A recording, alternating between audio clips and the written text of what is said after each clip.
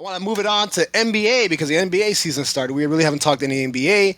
And just as hot as the Florida Panthers are, the Miami Heat is on fire. Julian, have you watched any basketball? Do you have any takes from the NBA season? I know you don't really like basketball. You don't like it till the playoffs. But have you heard anything? What's going on in the NBA in your NBA circle? I see Tyler Hero's coming back to life. It seems to be.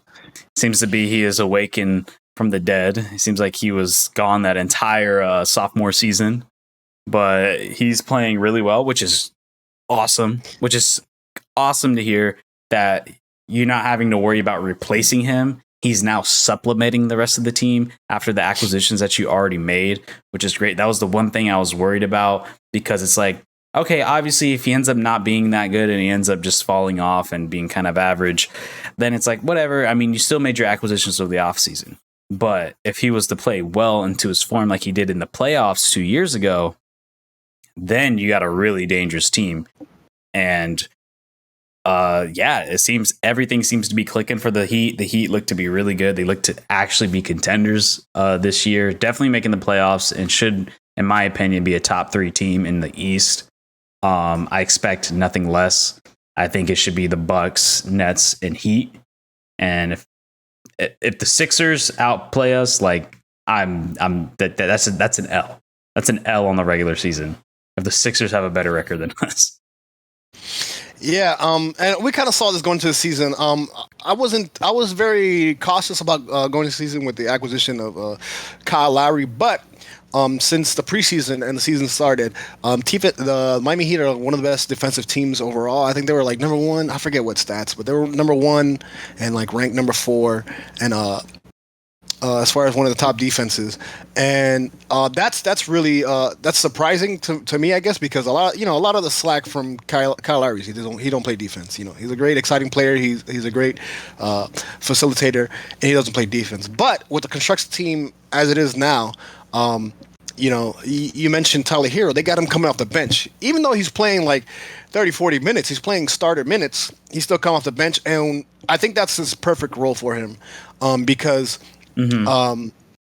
Kyle Lowry, Jimmy Butler, Bam Adebayo, those are like the 3 main guys that they run the offense through, and I feel like that's a little too cluttered for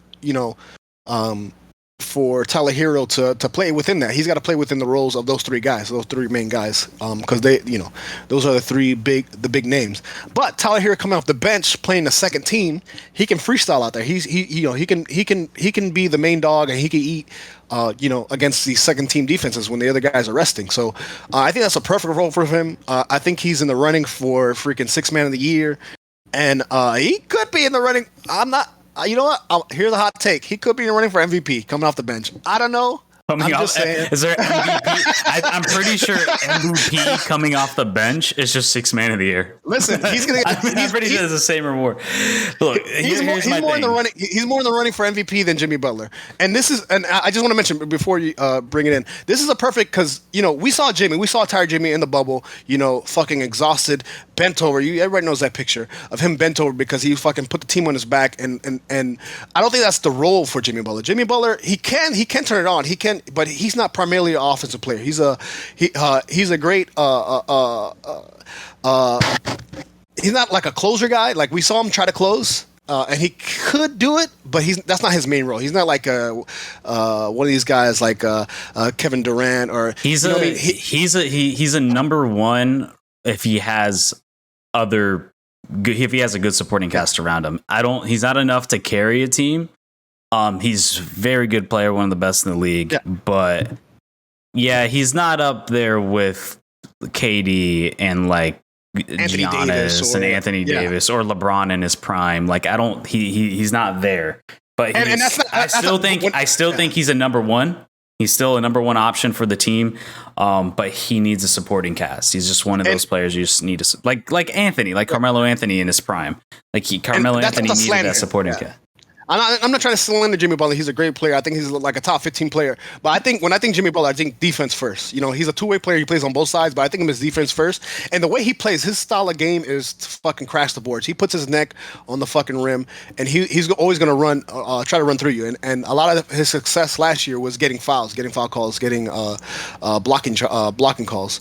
So, but now that there's other supporting cast around him, now he can kind of relax and he can just play his game, his way. And a lot going into the season, I always thought they were very good, but Tyler Hero coming on second team, he can freestyle, he can do his own thing on the second team. Bam Adebayo, he's got to make step forwards, and I think he's doing that. Every last year, the last couple of years, we've been asking, Bam Adebayo got to improve, Tyler Hero got to improve, and I think we're seeing those steps. We're seeing those steps forward where Tyler Hero's getting more serious, and he's fucking balling out, and I think Bam Adebayo is taking that next step of being that closer guy, being the offensive guy to close games on that first team. So, this is an exciting time for the Miami Heat. I'm a little bit surprised. I thought they were a good team, but it's a little bit, I think I saw a tweet. Stan Van Gundy tweeted that the Eastern Conference has beat the Western Conference like 18-9. So, just pointing out that the East got better. And like you said, this should be a top team. I thought of them last year. They're tied for first. They're tied for first in the league. They're first in the East by they're 6-1 versus Sixers are 6-2. But yeah, they're tied. They're tied for the first in the league. And I going back to Tyler Hero real quick, I think it's good for him too with these acquisitions with Kyle Lowry specifically. I think it takes the pressure off of him to kind of be a part of the big three for the Heat. I think he is. I think he will always. Well, who knows? I mean, he's still young. He's still really young. But as of right now, I don't think he was necessarily ready to be put out there as like, all right, be a part of our big three, be one of our main contributors for the team last year. And I think that's why you saw a decline. I think maybe there's just this pressure about him that he just couldn't handle it at the moment. But I think now bringing in Kyle Lowry and PJ Tucker and like other guys, I think it's allowing him to kind of relax and not feel like he has to like be number two to Jimmy Butler. And sometimes players just perform better like that. Who's to say that after a couple years, once he gets older and becomes a more seasoned vet, then maybe he can step in and be like a part of a big three. But I think currently he's just not there yet. And but you're seeing him now, like you said, like when the starting lineup gets off, he's a great second team guy, like a really, really good second team guy who should be like just a perfect six man. Like he really is.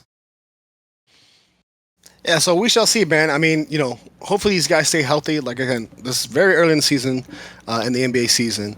I don't know a lot about the Western teams, but if this team stays healthy, they should be a top contender in the East. I would love to the West right now is tied with Golden State and Utah.